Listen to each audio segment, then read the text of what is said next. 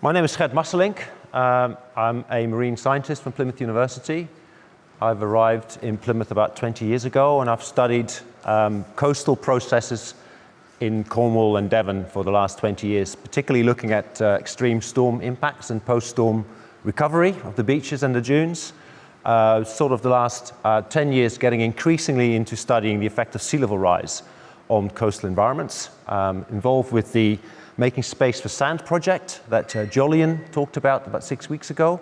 This is about informing communities about what's happening as a result of sea level rise and imparting on them that maybe they have to make space for sand, they have to adapt to a rising sea level and moving shorelines, and providing the science to provide information on predictive models. Very recently, I've also been moving to the Maldives, looking at the impact of sea level rise in the Maldives. Now, I do know that Bude is allegedly the most threatened town in the UK by sea level rise, or something like that. At least you don't face an existential threat as a result of sea level rise. So it's sometimes important to have a bit of perspective. So I'm going to mainly talk about two main things, really. The impacts of sea level rise on the coast. What is happening at the coast when sea level is rising? What are the coastal processes that are going to happen? And I'm going to focus really on two things, which is flooding and erosion. And then the second part is looking at, I've been asked to provide solutions to impacts. I don't like the term solutions. I think it's more about adapting to the changes that are undoubtedly going to happen. I don't think we'll have a solution that fixes everything, but we are going to adapt to a rising sea level. And I'm going to talk about 4 different adaptation options that are actually associated with the shoreline management plan that the previous speaker alluded to, and that Justin Ridgewell from the Environment Agency will talk about in the afternoon as well. And then some take-home messages. Matt Palmer, 6 weeks ago, talked about sea level rise. Just to remind ourselves, we've had 20 centimeters of sea level rise in the last 100 years, and we are going to get maybe up to 1 meter in the next 100 years. That sort of sets the context. And those are sort of numbers that you should know by now, and that's what is going to happen. It's beyond doubt. Sea level is rising. These are pictures that Chris Ince showed 6 weeks ago. Nice sort of visual representation of what sea level rise could look like. And this is what a 1 meter sea level rise could look like for Bude. I just want to make clear that although this is very visual, very clear what can happen, sea level doesn't slowly drown the coastal landscape. Sea level is slowly rising, but that's not how sea level rise manifests itself. Sea level manifests itself due to increased frequency and increased magnitude of flooding events, not a slow rising. It's not a bathtub filling up. This is a bit of a complicated diagram, but this is really important to get this message. So if we have a seawall or a dune or a beach, and we project different water levels on top of that, for example, the mean sea level, we can put the sea level that is reached maybe once a month, or even the sea level that's reached once every 100 years, a really extreme water level. Now, our coastal defenses and a lot of the natural defenses are designed more or less to deal with a sea level that is quite extreme. Once every 10 years, it might be okay, but once every 100 years, that is something that we should be worrying about. But most of the time, these sorts of sea levels that are reached maybe once a year are not resulting in coastal flooding. Now, the point is that if sea level rises, these lines all move up. And we get this picture. All these lines move up, and what this particular picture shows is that what was once a once in 100-year water level, so a water level that just about overtops maybe our coastal defenses, can actually start to happen every year. That is how sea level manifests itself. Increased frequency of flooding and increased magnitude of flooding. You can just step a little bit further back so that people here can see. Okay. That's the thing that should be worrying about. Now, this is not going to happen next year or in the next 10 years in Bude. That annual flood event will become, that extreme flood event will become an annual event probably in the next 50 to 60 years. In the Maldives, this is going to happen in the next 10, 20 years. This sort of indicates the seriousness of it. Now, the second issue is obviously rising sea level causes coastal erosion. It's not a simple picture. what actually happens on the coast. And it depends very much on how steep or how flat the coastline is. If it's a very flat coastline, and in these I'm going to show 3 different plots. The black line is now, and the brown is the future with a sea level rise. And what we can see here is that the beach and dune system with a rising sea level is moving landward, hence the process making space for sand. We're not going to lose dunes, we're not going to lose beach, we are going to retreat, and that's the issue. And sediment is moving, sand and gravel is moving landward. If the beach is a little bit steeper, or if the shore face or the underwater slope of the coast is steeper, we're going to have 2 things happening. Some of the sand will be pushed landward, the dunes will move landward, will shift landward, you have to make space for. Some of it will move seaward, and we're losing sand offshore. If we have an even steeper coast, like a cliff or a very steep dune system, Crantock is a good example, then the shoreline is going to retreat and the sand is going to be pulled offshore. Now these are quite different processes that are happening, but all of them result in retreat. And generally speaking, the flatter the coast, the more retreat we have. It's not only about rising sea level and what the coast looks like. This is a cartoony diagram. It could be Bude. We've got a beach, we've got a river, we've got 2 rocky headlands.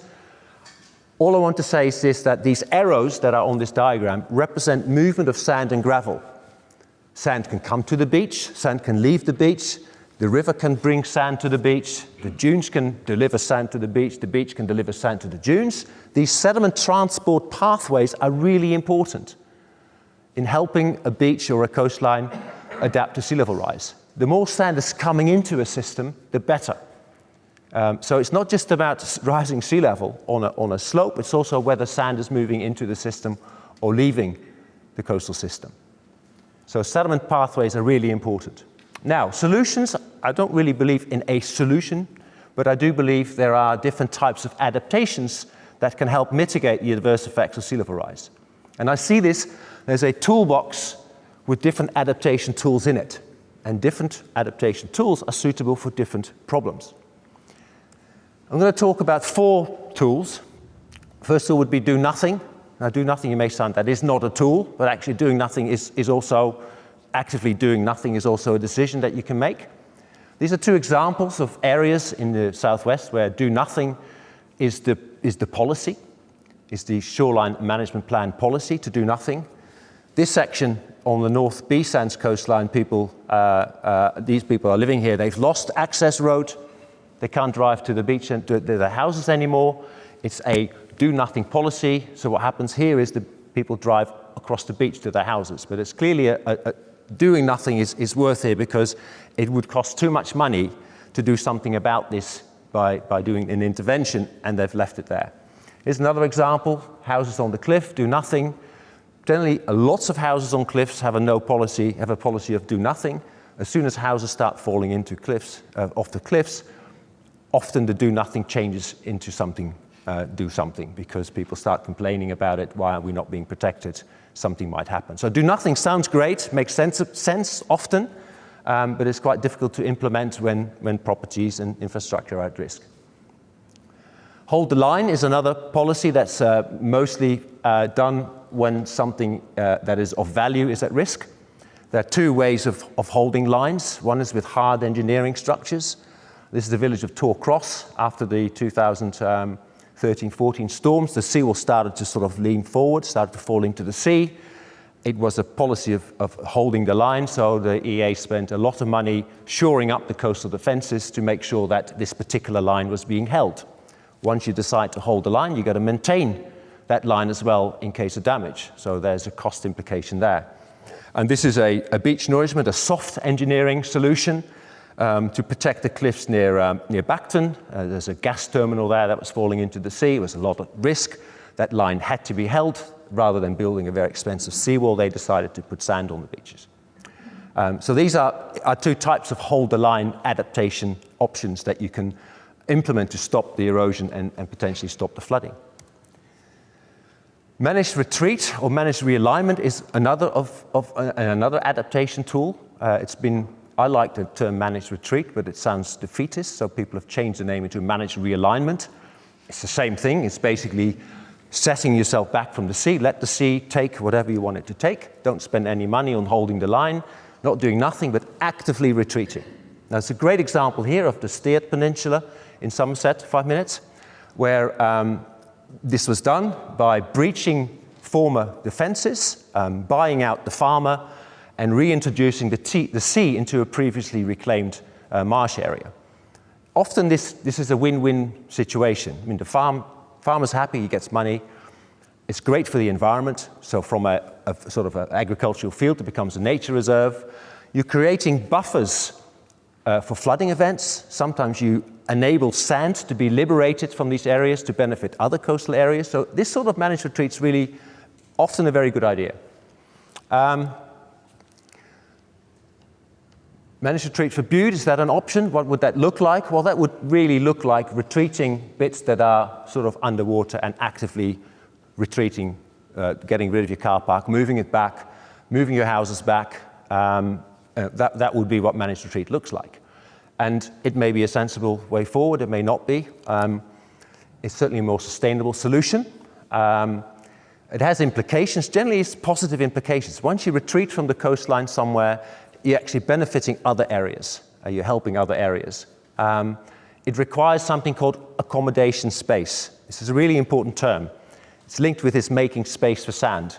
If you're doing managed retreat or managed realignment, you need space to accommodate the sea. That's called accommodation space. And this would be the accommodation space that you then free up to let the sea encroach.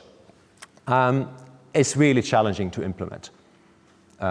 Because there'll be losers. There'll be people who have to give up where they live. They need to be compensated. You need to come up with all sorts of fancy ways of compensating people that are affected. And as a community, I guess some people pay the price more than others.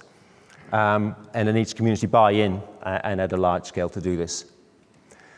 Advancing the line is a bit of a controversial idea. It's rather than, it's in a way, it's a bit of a counterintuitive. So the sea's encroaching on it. How do you adapt to it while you push the coastline even more out?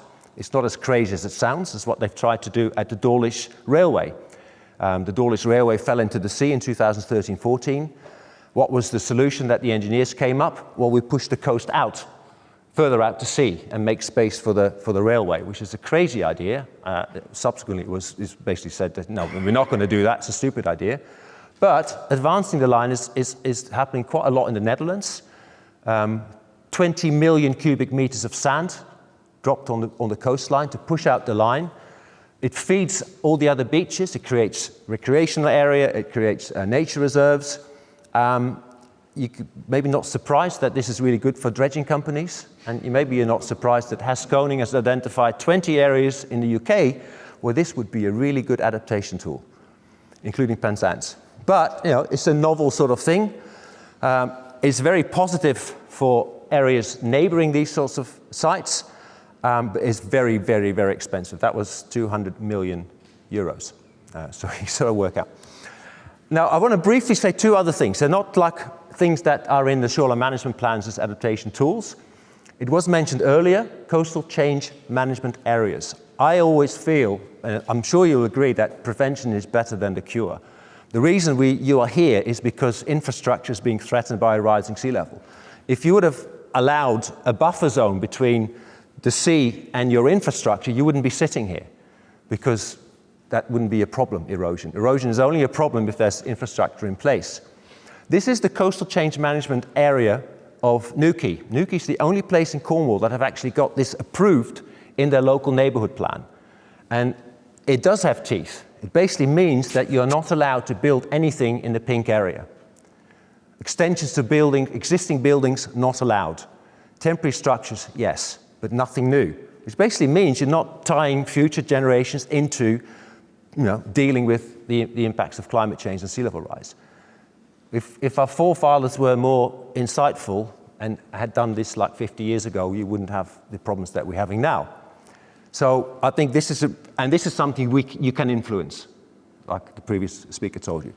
The other thing you often hear about, I'm not going to be very popular amongst some people, is nature-based solutions. Now, often they're very fashionable. Often they're either neither nature-based or solutions. They're often conventional coastal engineering methods dressed up as nature-based solutions. So beach nourishment, like adding sand to beaches, enhancing dune vegetation to stabilize the dunes. These are all things we've been doing for 40 years under soft engineering, and now it's called nature-based solutions. Not saying it's necessarily a bad idea, but I mean, there's a certain varnish on that term that people use nowadays. And planting seagrasses in front of your eroding beaches and dunes is not a panacea to coastal erosion either, even though people who are into that sort of field say this is the solution to erosion, plant seagrasses or kelp. So, take-home messages. Sea level is rising and will continue to rise over the next at least few hundred years, regardless of what we're going to be doing with our greenhouse gas emissions. Sea level can be up to 1 meter higher in the next 100 years than present. This will lead to increased magnitude and frequency of coastal flooding events. It's not a slow drowning like you're filling a bathtub. This will also lead to shoreline erosion and retreat. And sediment can move landward, sediment can move seaward, but regardless, the shoreline will retreat. Coastal response can be highly variable. It depends on the gradient, but also the sediment supply is critical. By adding sediment to an eroding coastline, you are going to reduce the amount of erosion. If you're losing sediment on an eroding coastline because sand is disappearing around the corner, the erosion rate will also increase. Different adaptation options or tools are available to deal with sea level rise, but it's very much horses for courses. There are different tools for different locations. Selecting the adaptation tools requires careful consideration. That's something why you're here, I guess, to work out what to do, what tool to use. And prevention is better than curing. So I think coastal planning is going to be an essential part of this whole process. It's not only about fixing problems that we have now, but it should also be about preventing problems from happening in the future and burdening the future generations with the same problems that we're having now, but even bigger if we don't plan our coastline properly. So thank you very much.